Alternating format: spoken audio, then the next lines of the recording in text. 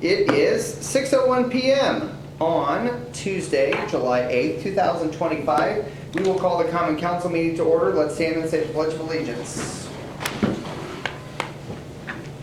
I pledge allegiance to the flag of the United States of America and to the republic for which it stands, one nation, under God, indivisible, with liberty and justice for all.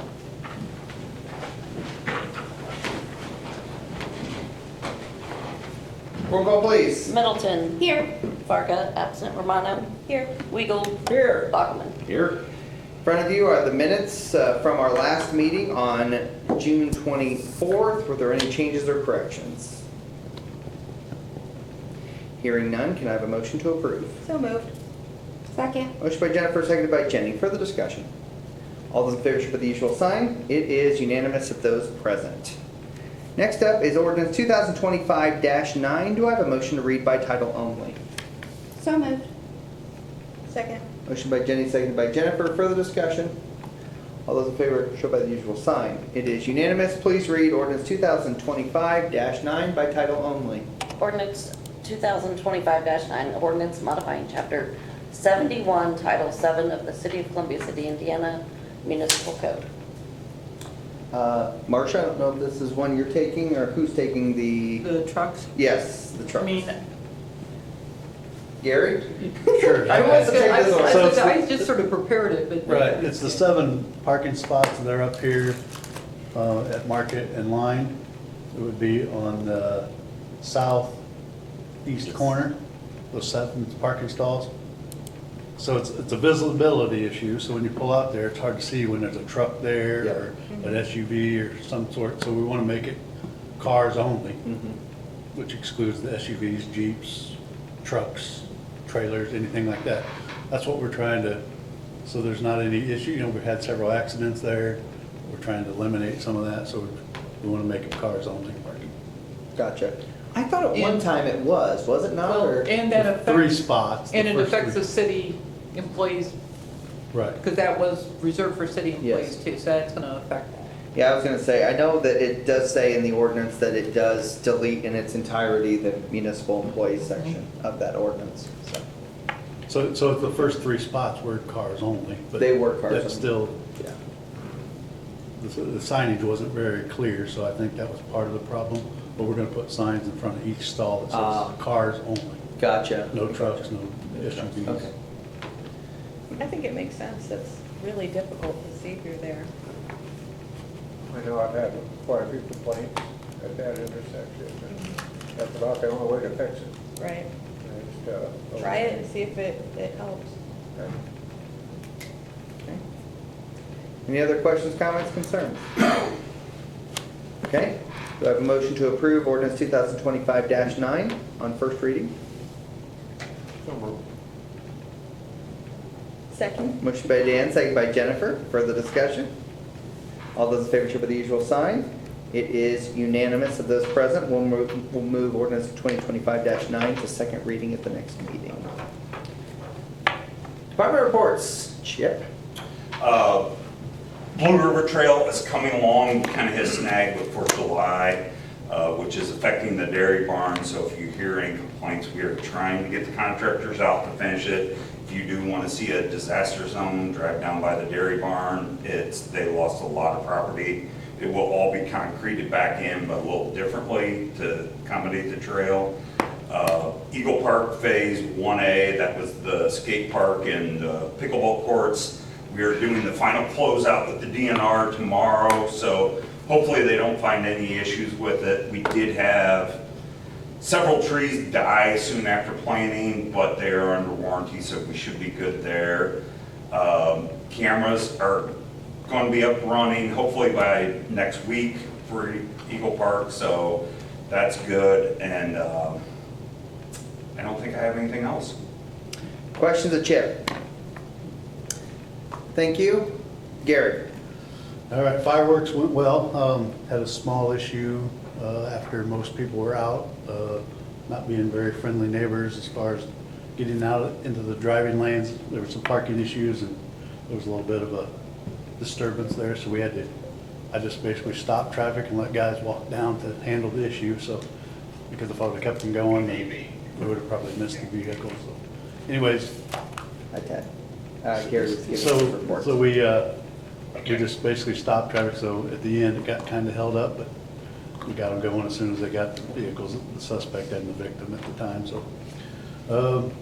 Other than that, fireworks went great. They said that, I heard a lot of good comments on how impressive they were over the last couple of years, much better this year than the past few years, so kudos to the city for that. First Friday went well. Officer Sturgis is still doing well at the academy. He's in his 10th week, so he's got 6 weeks to go. I did receive a resignation letter from Officer Fuller.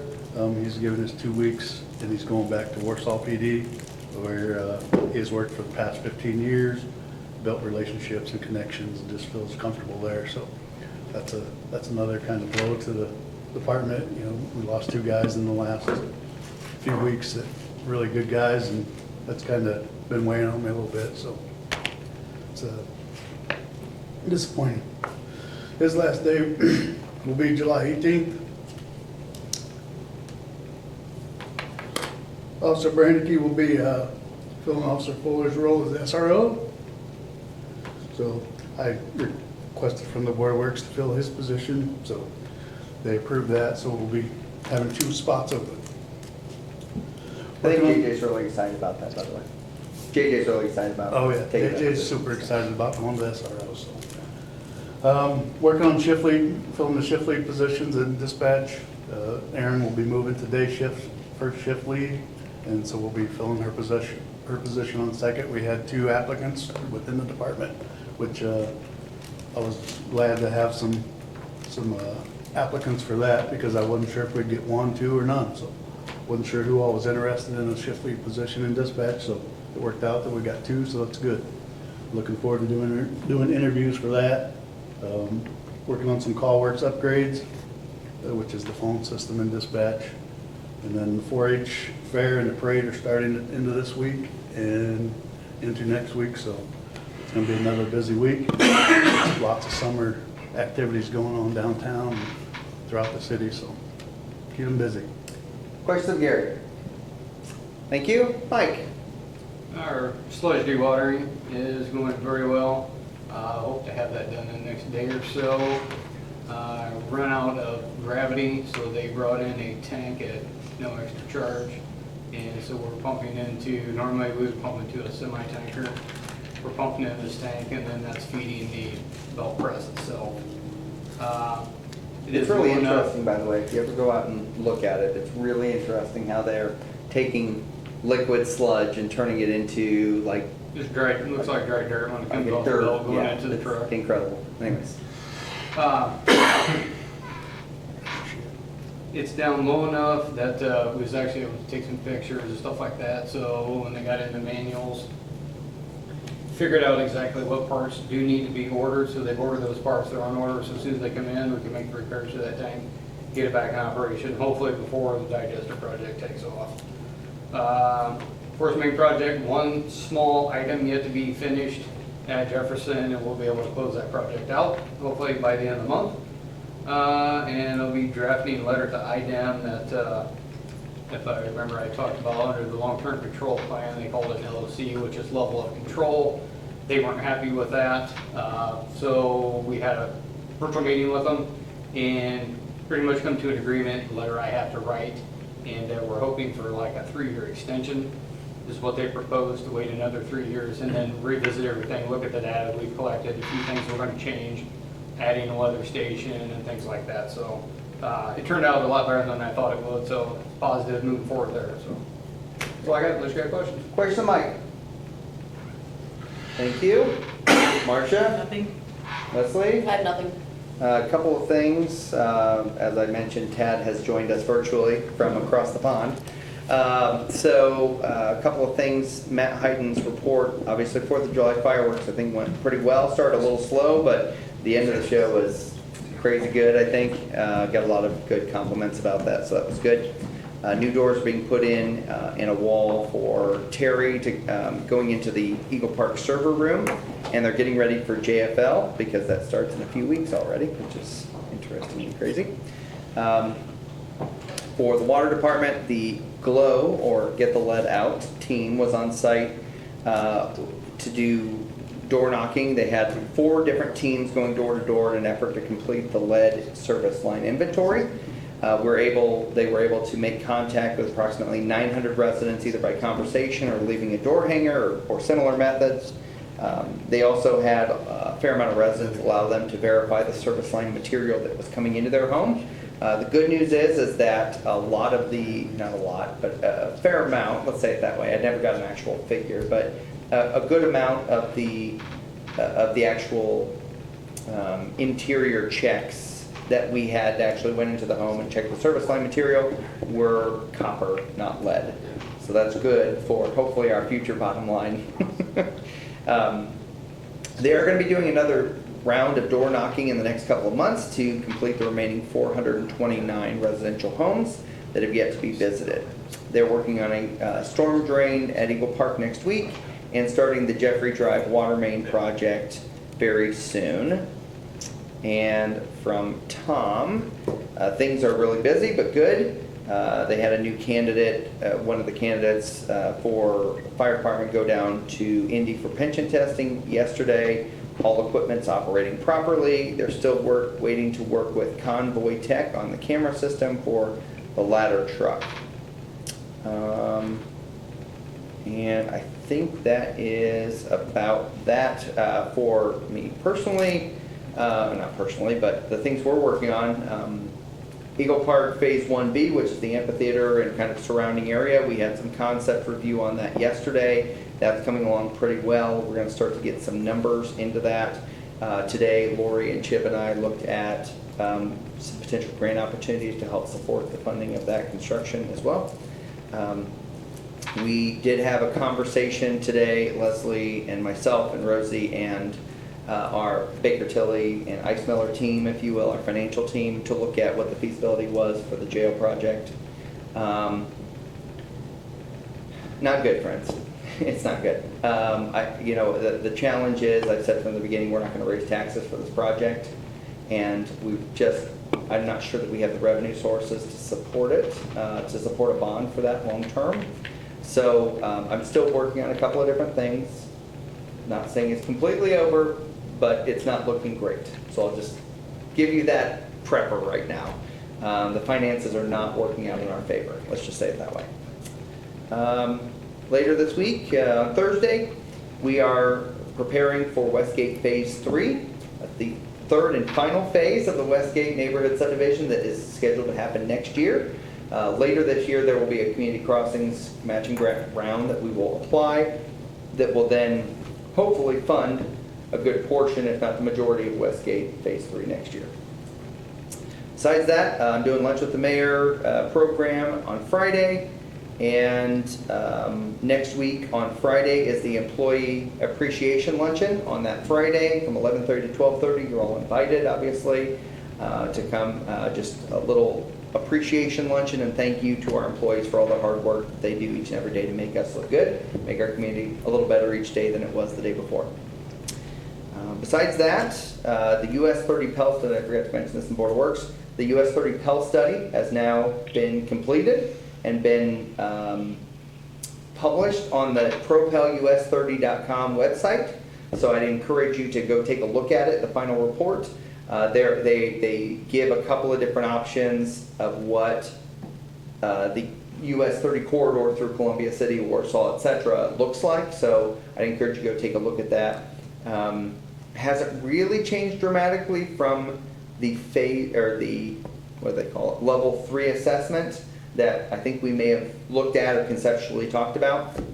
But go take a look at it. It's good information going in the future, and hopefully that will lead and guide NDOT as they decide where to go in the future. So I think besides that, that's all I have. Dan. Okay. Jennifer. So, the Arts Commission would like to once again thank the Indiana Arts Commission for funding our camp that we had. 15 participating kids. Okay. And it was a great opportunity for kids who might not have had an opportunity to experience art, to do fine art, dance, and music. And that's Spark, right? Spark. Yeah, very Yeah. cool. So, good outcome for that, and that, again, was grant funded, so we'll be Yeah. working to finalize our paperwork on that. Good. Really fun part. The other thing I wanted to mention, because part of our role as the Arts Commission is to encourage and foster opportunities for art in the community. And there are 2 open calls for artists right now with other organizations in the Mhm. community. One of them, the Whitley County Historical Museum, is doing Art at the Museum again Yes. this year from August 1st to the 26th of September. Any local artist, any type of artist, self-identified Mm. artist can participate in this and put in up to 4 pieces.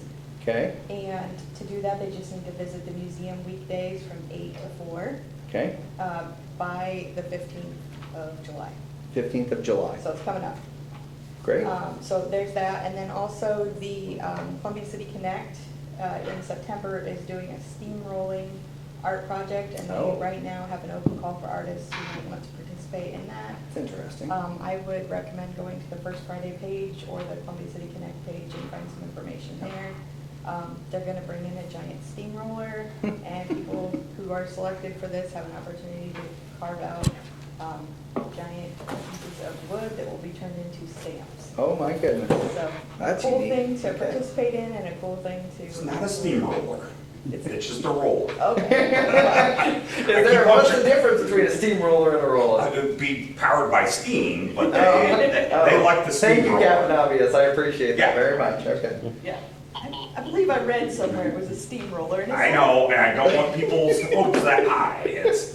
There'll be a Real roller. high on Yeah, I this. was gonna say, okay. So I think it's a fun opportunity, whether you decide to put yourself out there and apply to be one of the artists, Yeah. or just go watch it. Yeah, Like, very how cool. often does that happen here? Not often, yes. Yeah, so it's a public art opportunity that we get to enjoy the first Friday in September, Yeah, which I believe is the 5th, because the very next day is the Art Commission's annual studio art tour Ah, yeah. on the 6th of September. So lots of stuff coming up. lots of stuff.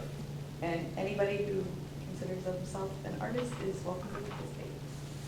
Sounds good. Thank you. Jenny? I actually just want to thank the Parks Department for July 3rd, since they were able to allow me to do a fundraiser there. And then 3 of the local food trucks did donate to Jenna Woolworths. Great. Yeah. That's great. Thank you. Brent? I have nothing. Okay, and Tad, do you have anything? Nothing. Okay, Tad has nothing. So, with that, we have no press and we have no media. I'm sorry, that's the same thing. We have no press, we have no audience, so we will call the meeting adjourned. Thank you.